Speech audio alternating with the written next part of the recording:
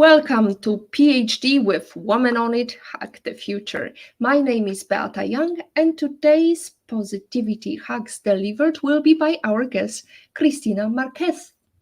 Topic: Building smarter cities, data, tech, and the future of urban living. Episode 141 starts here. Let me remind you, this is a grassroots community that focuses on women on IT, an inclusive forum of women in technology, startups, and female leaders who are supported by men as well. And I bring heart to that hustle because empathy is my mojo. And empathy is critical when you are building smarter cities. First, let me remind you what's been happening in the world of technology and female entrepreneurs. Congratulations to Soraya Turk and Barnaba Castanolona for winning the Oxford-style debate about AI as a catalyst to leapfrog the gender gap in tech, organized by Women in Tech Global. Best of luck to our former PhD guest Kelly Howie on her upcoming event as one of the guest speakers in She Ventures, organized by Awaken Hub this coming May. Go, Kelly. I hope to see you soon because it looks like we are coming to New York soon. And finally, congratulations to Elaine Montilla, CTO of Person and former PhD guest, on being recognized as one of the top 100 Latinos of 2024 by Latino Leaders magazine. Wishing you continued success, Elaine. Now let's go back to our topic: building smarter cities, data, tech, and the future of urban living. Can you imagine a city that thinks for itself? Dive deeper and discover the truth behind smart cities. Are they just science fiction or a technological revolution waiting to happen? Let's explore the data, the tech, and the potential of these next generation urban landscapes. Join us for an engaging live stream as we delve into the fascinating world of smart cities with the accomplished Cristina Márquez, a digital advisor known for her role as Chief Innovation Officer and business strategist in different companies. Don't miss out. Tune in, ask your questions with a tech visionary. Today, Cristina is going to unlock the secrets of smarter cities. Cristina, let's start with a simple question. What smart city are you in today? Thank you so much, Beata. I'm actually in Madrid, Spain, and thank you for having me today here. Well, Madrid, Spain, it's a beautiful location. I bet it's also beautiful weather. What can you tell us about Madrid? And maybe let's go Jetsons style and fast forward into the world of smart city of Madrid. What can you see is being done in terms of smart city, smart living? Well, actually, I would say that many initiatives also not only for the projects I work in, but also as a citizen, right? For example, the other day I was going to a swimming pool, and when I wanted to go to a swimming pool, I could just reserve the time I wanted to go, the swimming pool I wanted in the city. There are many, and the time, and just with an app, and that was wonderful because before you needed to go to the location, do the reservation in advance, prepare your schedule, and this was just on the go. So that was one of the first examples that we have. And another is to report, for example, that something happened in your neighborhood, and you just through the same app say, "Hey, here it's happening this, or happened this. Could the emergency services or the garbage collectors come and move the what's in the street?" So those are really use daily usages that we can have with this app. So, paint a picture for us. What does this smart city of the future look like? Can a city really think for itself, or is it a swarm kind of a joint effort of every citizen? What's it like? Well, first, I would say that smart cities are using technological solutions to improve the management and the efficiency of the resources and the urban environment, right? So, this is done thanks to many devices that collects data, but also people who lives in there and the necessities they have, their needs. So it's a mix between both things together. Um, well, we are far yet to our city thinking by itself because regulations are updated every day and new laws come. So until everything is automatically done, we will need someone there and many people collaborating so that we can make right policies and nice projects that helps everybody to live in this city. Mm. So you gave us some examples of this app. What's the app code? Maybe somebody will want to download it once they are in Madrid.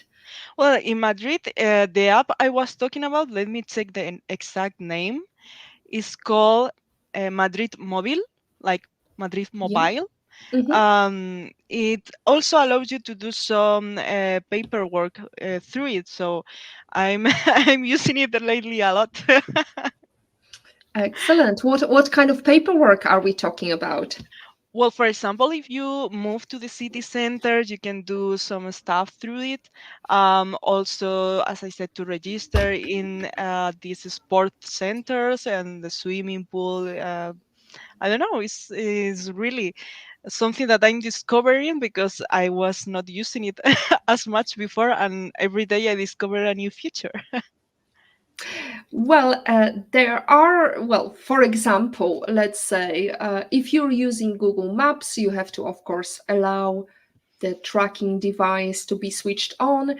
However, Mhm. it is very useful, for example, in recognizing the traffic or when are the opening hours, what are the times that there will be no queue, what are the most popular times or least popular times. So it is all kind of connected devices together. However, have you heard of any issues or concerns, because you mentioned regulations, Mhm. what are the concerns for the users, what they should be aware of? Well, as any app that works with data and every data driven project, there are many concerns, especially with privacy, right? And in Europe, we have this regulation about data, the RGPD, that enhance and tries to guarantee the privacy of users as much as possible. So, for example, um, in the usage of this app, I didn't need to register my full name, just with an email and my mobile phone. I would be fine. But if I want to go regularly to a sports center, I needed to give my exact name as usual, right? As when you do your scholarship in a high school. So regarding this data privacy is something that is mandatory, and I cannot mention it enough because we are our data is online. Everything that is about us is almost online.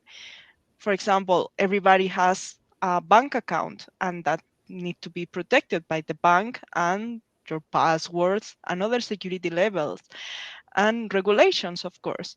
If you go to this sports center, well, I hope it's not published where I go and when, just in case something bad happens.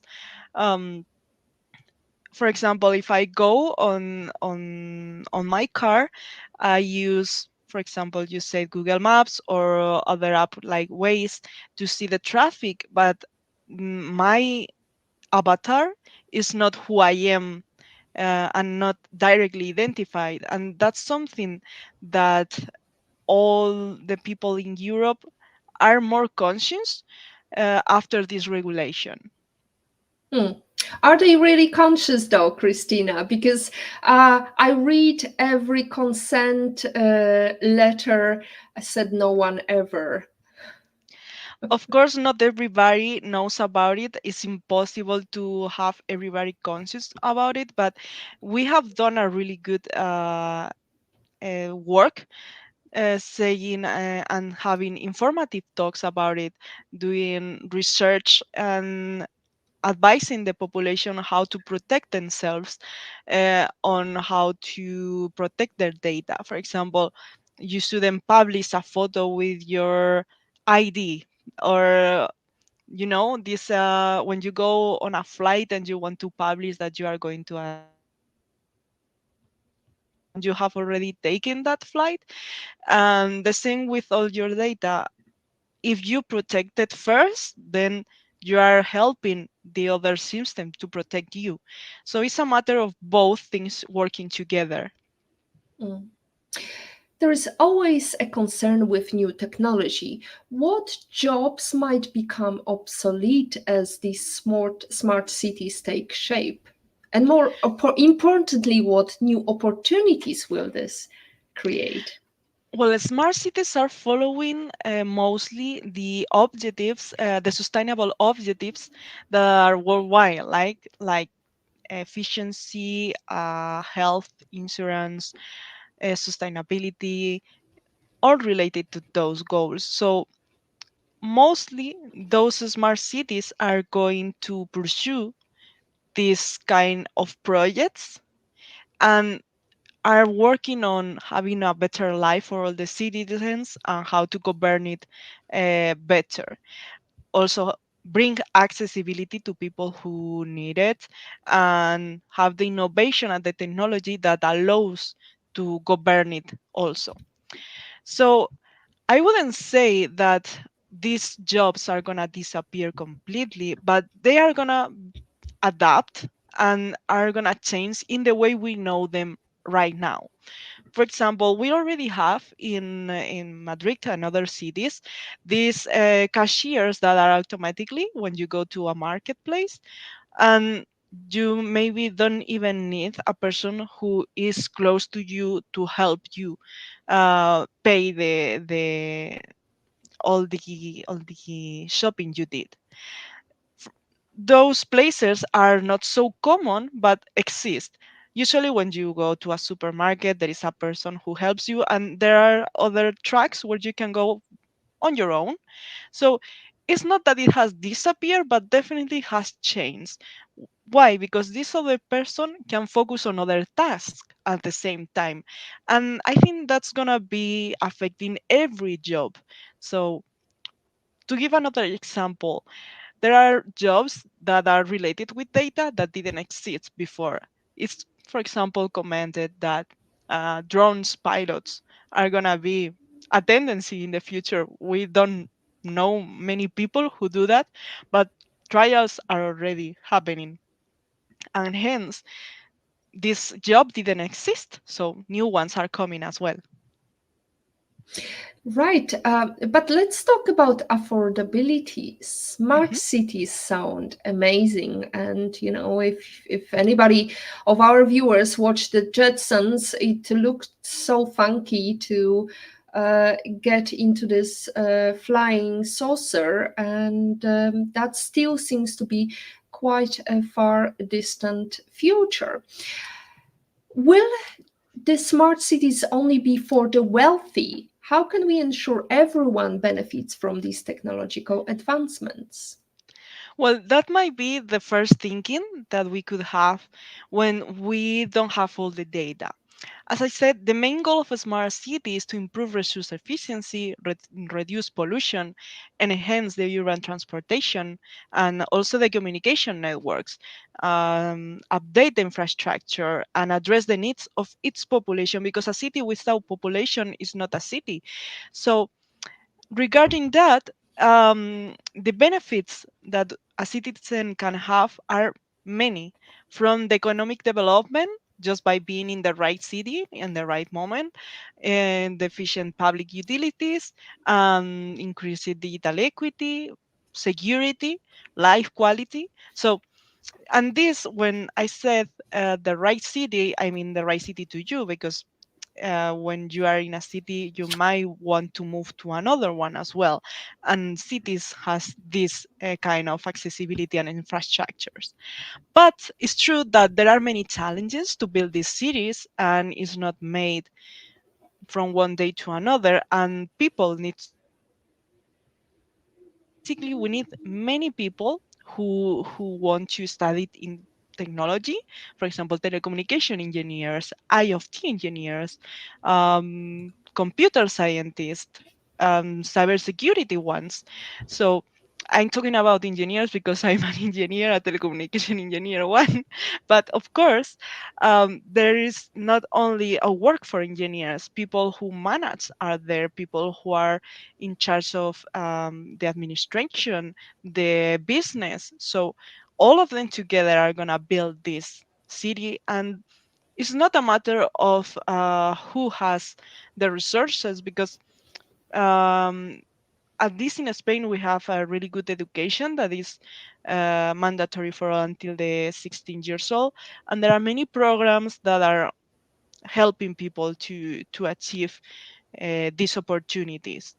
I'm not sure about other countries, but for example, in an area of Spain, the education is free. You don't need to pay for the books. You don't need to pay for the education of your children until they are uh, in an advanced age.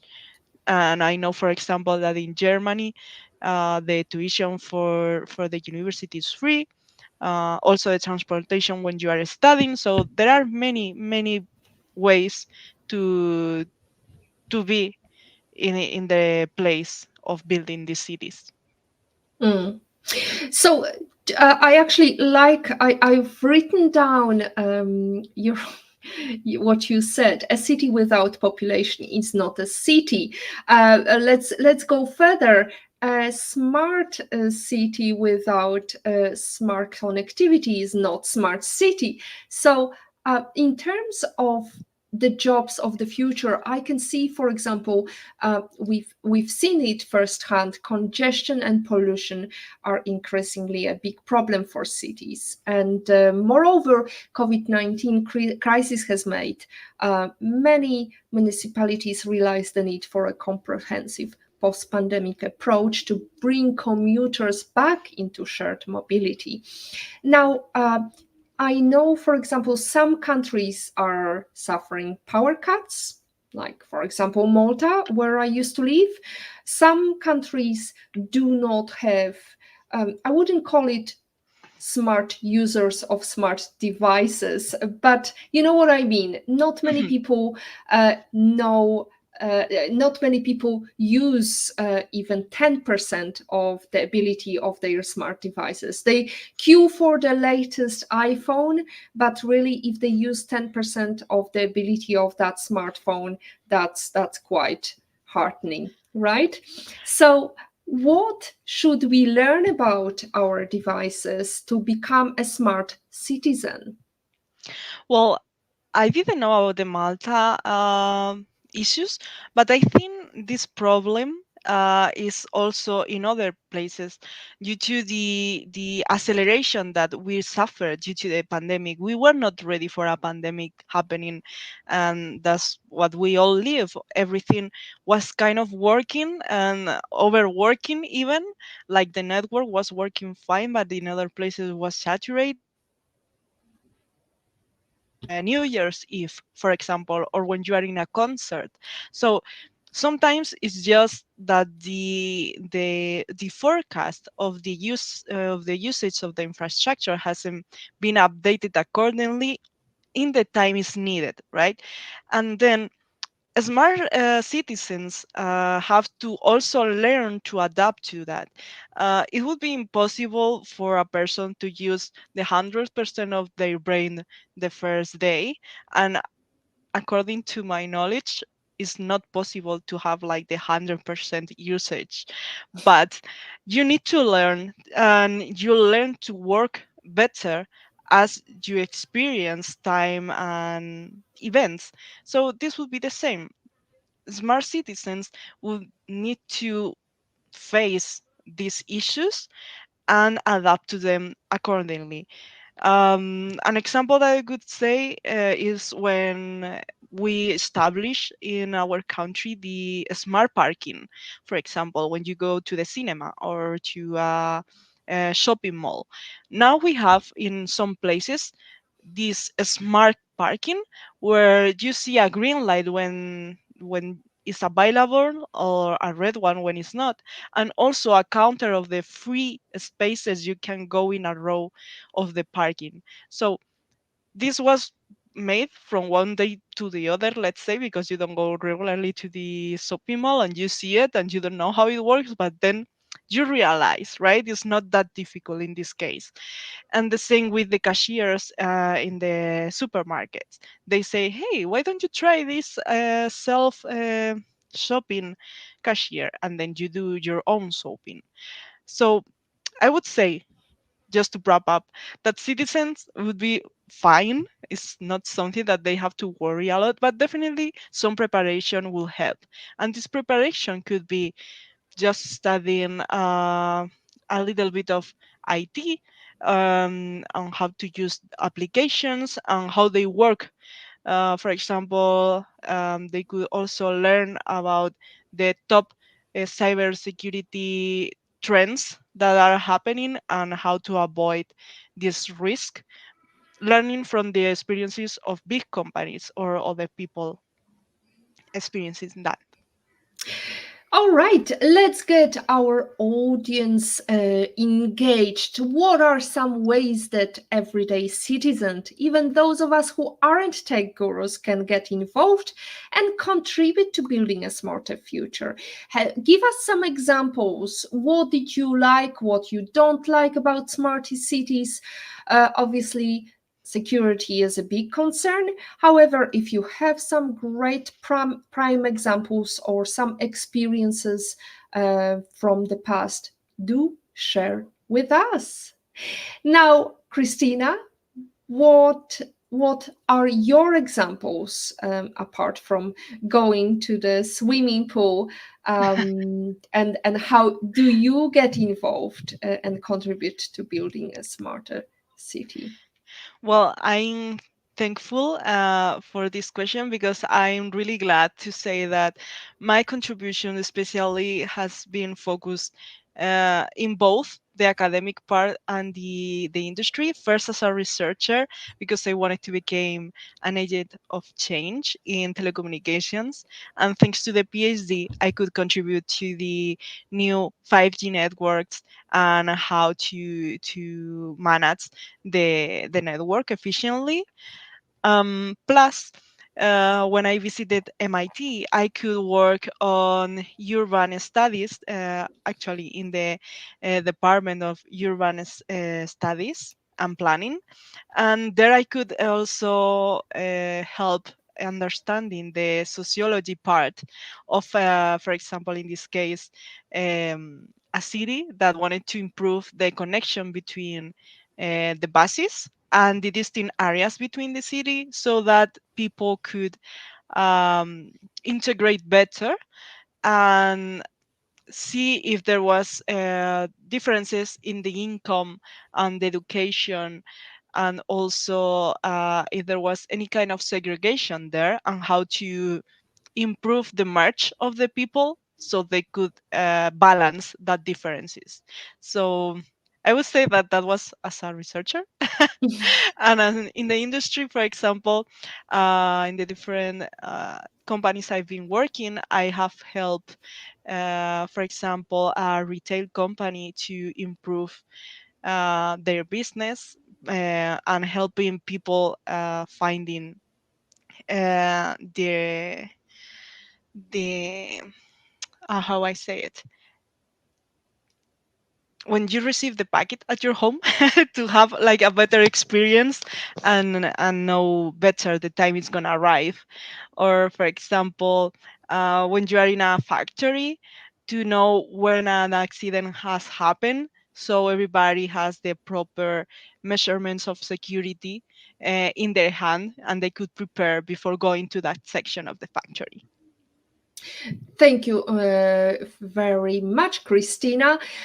Well, we are venturing today into the future. We are talking about cities that practically have a mind of their own.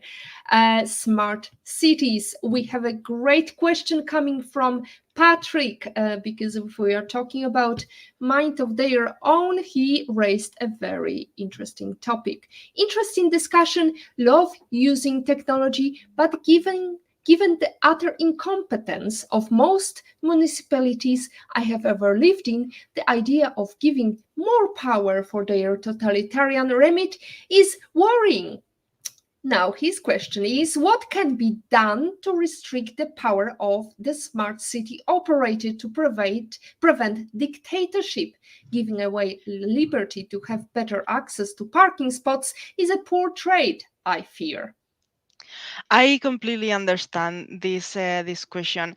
I haven't been in the policy area and the government, so I cannot talk by them. And from my point of view, is that we n- we need to understand that these changes takes time and resources, and usually the government doesn't have, as a public entity, as much resources as a private company. And also private companies have a business running, right? And the government as well, they are running a business in the end. So when you are talking about funding, it's important the difference of making projects that are going to help citizens and how fast are going to be present. In order to reduce the data you share, I think everyone has the right of not using a mobile phone, although it's necessary for many things. Then what you can do is to reduce the usage of the apps and the data that they need. For example, as I said in this, it was a toy example of the swimming pool, but at first, when I was not going regularly, I didn't need to give my complete data to go. And then, if you want to restrict more of your information, you would need some knowledge of how the technology works. For example, I don't share my location data when it's not needed, and I prefer to use apps that doesn't need this feature. Regarding cookies, is the same. I love that the regulation in Europe was forcing companies not to use these cookies as they wanted. They are restricting it and they are adapting to these policies.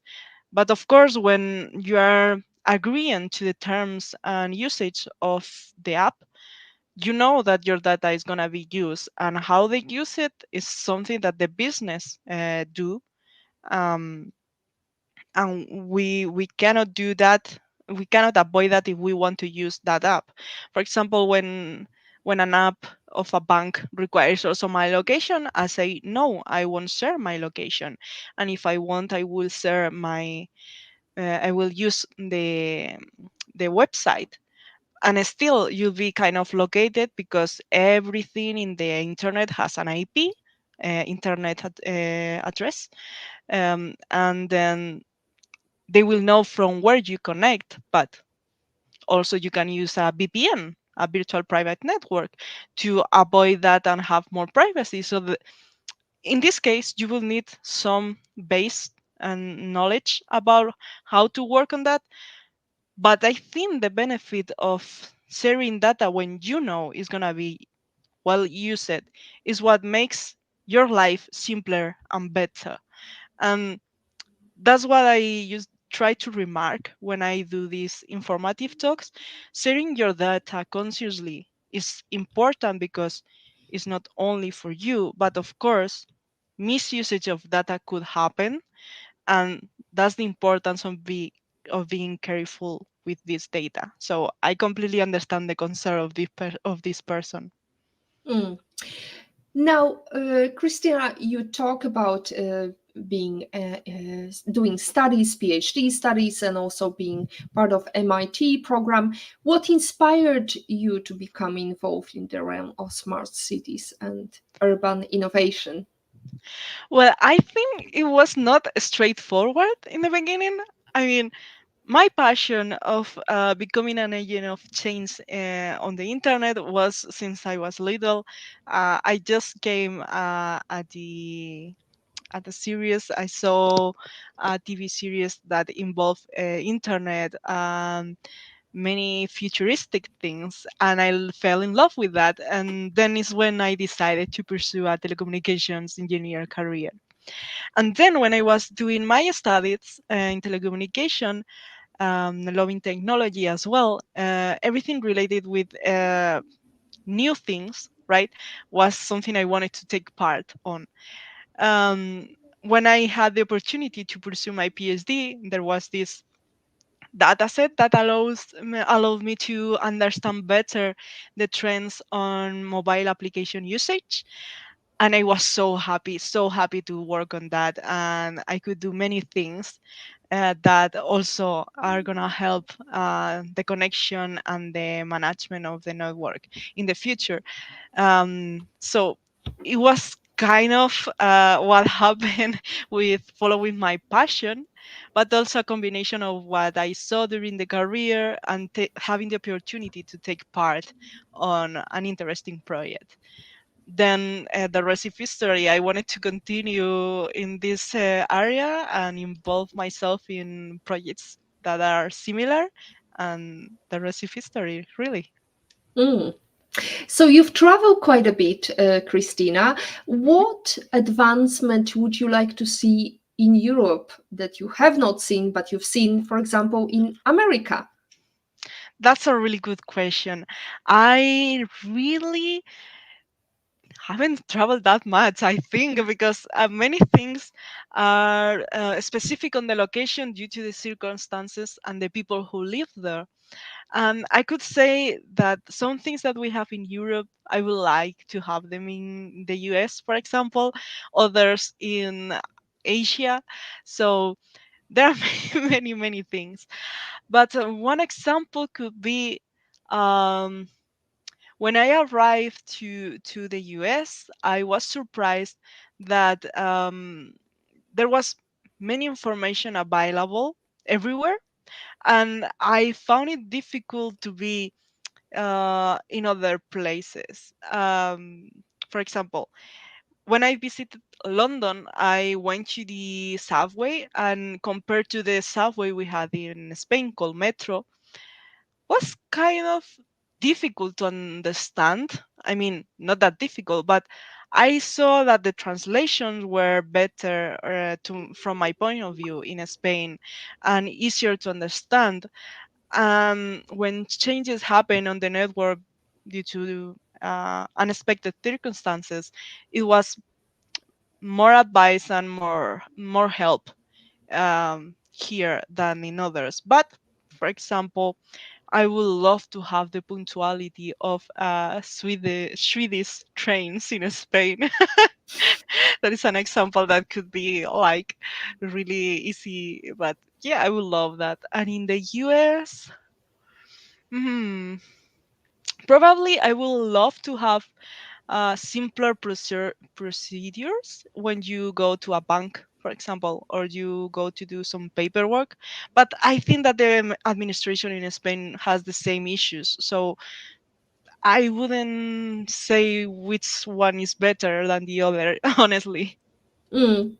So you mentioned the metro and tube station, in London, and because I got used to the system in London so much that I was actually confused when I went to other countries. So I'm wondering if it's really in the eye of beholder, in the eye of user, that it is more complicated because you're not used to living in these places, or is it different approach to user experience? That's a good question. Probably it's a mix of both. But for example, when I went to Japan, the subway had some areas where you could find information translated. And of course, Japanese is quite different from our languages. But that was what I meant about it. Like every place I went to Madrid is translated in both languages, English or Spanish, and English is not an official language because there are many others official languages. And that's not, for example, what I found in London. When I go to a museum, for example, in other countries, France, for example, I see their language and others, and I found it difficult in others museums. Not sure if it was in Zurich, but these differences made my experience uh, made me realize that my experience in my country for other people was more adapted, and probably it was the size of the museum. Maybe it was not a big one. Well, I'll give you an example from Malta. When we first landed in Malta and we were trying to get around Malta, Mhm. everybody knew, the street. So they had the expectancy of, don't you know, it's so obvious, it's behind this church next to that church. But with over 200 churches in Malta alone, it's quite difficult to know which church they are talking about. Now we have another follow-up question from Patrick. Comment IPO Vid. Here is what he says. Other metro systems, but the problem here is how to encourage digital adoption and manage it with the very analog systems. London UG has plus 150-year-old lines in place. How to make old analog smart again? Right. So that's the big question, I think, in our transition to the 4.0 industry and the next ones. Um, I would say that it's difficult as a native person with digital things. And you can see this difference between my generation and the previous one or the next one. What I mean by this, I'm a native digital, let's say, because I was born with access to a computer, but not all the families had that. Um, and others had mobile phones before my family, but it was something that I was eager to learn, and that education made a really big impact and not pressure but effort to help us learn to use that. For example, when I was in high school, I was using PowerPoint and Word and many technological devices and applications on my daily life that my previous generation or my parents didn't. So it is something that comes primarily with education and access to technology, and I emphasize this a lot because as a woman in tech, I know and a person who has trouble, and you will see differences as well with other countries, and Beata, you will be with me in this regard, that many people doesn't have the access, and that's something that also uh, is important to make all the people follow and learn and make the old analog smart. So it's a matter that really impacts us, and that I would say primarily education, but access to it is also mandatory and key. Mm. access, but also I would add, Christina, here, engagement, because so many people are just passengers, so few of us are leaders of change, and we want to live in more smarter cities. That's definitely a point of today's discussion we want to take away. Um, Now, for all the dreamers and innovators out there, I hope you leave a little heart or whatever emoji you would like to leave with us today.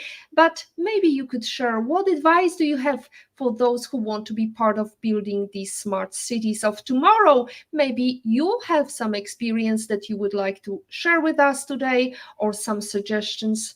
And who knows, Christina, since she's working with policy changers and makers, she may make a suggestion. Now, Christina, looking ahead, what excites you most about the future of smart cities? Where do you see this technology taking us? Well, for me, the go-to example is remote surgery, right? When we experienced the pandemic, we could connect with our relatives and, let's say, have a better time due to the technology available. We have many resources to enjoy our time and do something. With all this time, we didn't know what to do. And also, before I forget, I think this remote possibility that communications allow us to have is a wonderful measurement to reduce also the pollution in cities and other places. So I hope this change that we experience goes farther and beyond. But one of the things I'm more excited about is telesurgery, right? When you are in another city and someone from, I don't know, the best surgeist in US or in Asia, on the specific health issue you have, is gonna be with you remotely, and it's gonna help you to recover because he's the one, previously you couldn't even imagine you needed to go to that country, or that person needs to go to your country to do a surgery. But with the remote possibilities, god, I cannot wait to see that, and how all these improvements happen.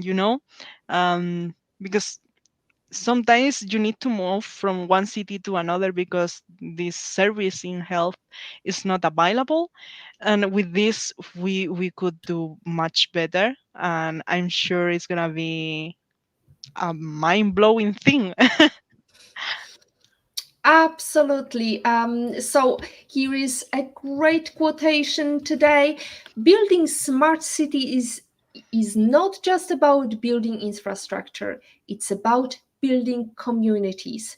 It's about empowering people to participate in shaping their own urban future, as Mitra Johari says. Thank you very much, Christina. Now that we are heading towards the end of our show, um, what is the number one book, and it doesn't have to be necessarily about smart cities, the one that made you think about it a little bit deeper and think, oh, I wish I read it before I started my career? Oof, there are many. um, but ones I always remember with joy is a book that was written by Professor Kurose, and I had the opportunity to meet him by chance a couple of years ago, and it's called Computer Networking. Of course, as a telecommunication engineer, I cannot say something that is not related, but the way he talks about networking and the networks and the examples that were so easy to understand were wonderful. The complete name is Computer Networking, top-down approach. A top-down approach, yes. So that one. Excellent. And now, can you give us your favorite life lesson quote and how did it change you? Well, I have a couple, but I usually use this one that is go big or go home. I think that has pushed me to go farther my limits always. And for me, it's like, okay, you can fail, but what if something goes well, right? So go big, and if not, go home. You can always go home. Mm. And why did it inspire you? Well, for example, when I didn't have the funding to go to MIT, I needed to find something that allowed me to fulfill my dream. In other difficult times of my life have been there as well. Like, you know, you don't know what's gonna happen, but you need to try and try as much as possible, um, with all your efforts. And if it doesn't work, well, at least you tried and did your best. So for me, it's that go big or go home. And when I apply to this next generation of the internet application from Europe to get the funding, there were like three different options to apply. One was related to the projects that they were already, let's say, been working in, and let's say fix. Other was going to a university that was on the list, and the third option was none of them, and I went for that one. So I think that's an example of go big or go home. Christina, that's a great quotation. Go big or go home, and use Christina's motivation speech as your GPS, since we are talking about smart cities today. Christina, we like to talk about Eleanor Roosevelt and her great quotation, women are like tea bags. We don't know our true strength until we are in hot water. So, in life, in Smart City, how are you in hot water? How are you brewing, Christina? Wow. Wonderful, wonderful. I'm gonna write that down. That remind me of the other quote that was, ships are not to be on the area. They are meant to go farther and go to the ocean, right? So that remind me of that. On my daily life, you said, hmm. I guess that when a project comes and you don't have experience or that much experience on the industry you have been working, uh, is an example, right? Because, for example, when I switched from the academia to the industry, I have much knowledge on telecommunications and cities, but well, when I went to MIT, I wasn't doing something related to sociology, and that new project enhanced my limits. And the same when I was proposed to do something different in a factory or a retail company. I haven't been there. I hadn't have been working there before, but once you try, of course, with a good team and right mentors, you're gonna survive and go through that for sure with success.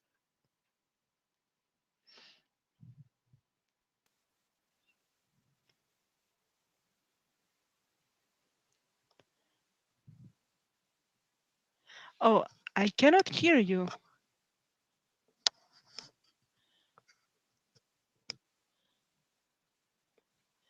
Yeah, you're mute.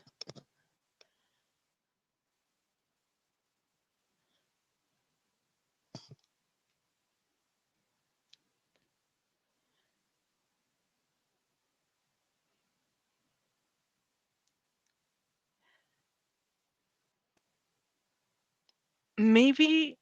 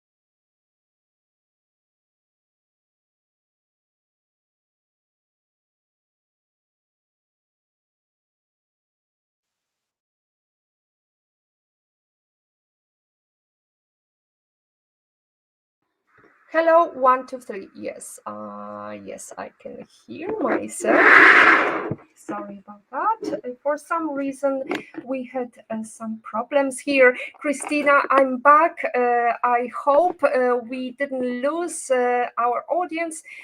Right. What stays in the chat is in the chat. I hope everybody is interested in the who in the question that we always ask at the end, Christina. I'm sorry about the issues with my microphone. Clearly, we are talking about connected cities. However, my internet, my device seemed to be not connected. So, the final question of today is: imagine you could invite any person in the world to have private breakfast anywhere in the world. Who would you invite and where would you go to, Christina? Well, hmm. Well, right now there is a person that is trending topic in Spain, but it was famous before. Probably I would say Sara Garcia Alonso. She is a Spanish astronaut. Probably I will invite her to have brunch at a zero gravity restaurant or something, right? Like, not sure if there is any in Spain, but I know there is one in Dubai called Space. So probably I would go to this zero gravity space with Sarah and ask about her research and how is it to be an astronaut and many other things related. Because behind every successful woman is a tribe of successful girlfriends who have her back, as Nora Ephron says. Christina, it's been a pleasure to host you today, talking about smart cities, connectivity, network. And since we are part of Woman Tech Makers Network, I'm so delighted to have another woman tech maker ambassador as a guest today. It's been absolutely fascinating. Thank you for giving us a glimpse into the future of urban living. Remember, everyone, the future is what we make it. And with brilliant minds like Christina's leading the way, our cities can be not just smarter, but better for all. And that's it from episode 141 of PhD Livestream. Thanks to our guest, Cristina Marquez. To stay updated and ensure you never miss Positivity Hack Delivered, follow Woman on it and turn on notifications to be alerted once a video has been released. Next week, we are hosting Shelley Lombard and we are going to talk about from Wall Street whiz to relationship building innovator. Thank you so much to our lovely audience, Olga Vasina, Patrick L. Young, and those who watched in silence today. Thank you very much to Fernando, Natalie, and Arminia. As always, our positivity quote comes from Positive Thinking Only and goes: look for something positive in each day, even if some days you have to look a little harder. Finally, if you don't like something, change it. If you can't change it, change your attitude, as Maya Angelou says. Today is your day to hug the future, hug the smart city, hug the positivity you want. Thank you. Thank you so much. Bye bye. Bye.